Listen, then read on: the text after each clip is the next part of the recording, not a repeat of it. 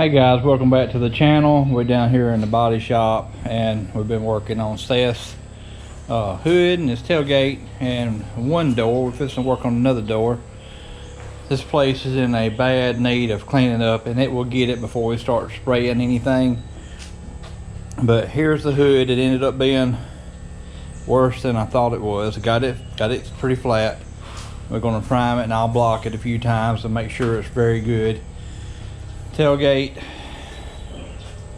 had more damage. This is the bottom of the tailgate. Tailgate is sitting upside down right now.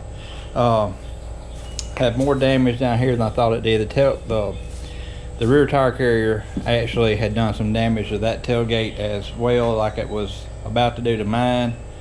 So I'm not sure exactly what we're going to do about that. We're going to get this painted up and all looking good. And then on the door, so far what we've got is I've got it the body filter put on it and got it looking good and flat. That part of the door is extremely flat. This right here was messed up a little bit, so when you get to working it and making everything flat, it really shows up the unlevel spots. So we're gonna be just letting the camera run today while I'm down here working. Seth is down here with me, and we're gonna try to get this Jeep looking good, so y'all come along with us.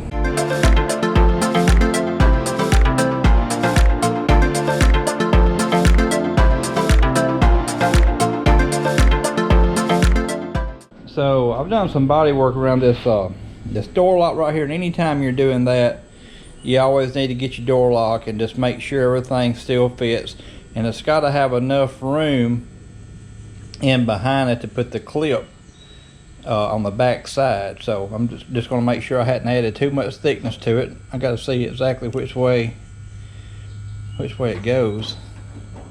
I don't know if this is the right one for this side, but it does not matter at this point. All right, we got the door lock in. It goes in and out very freely, so that's what we want. So now I'm gonna put the other door up here and start working on it. It is much worse than what this door is.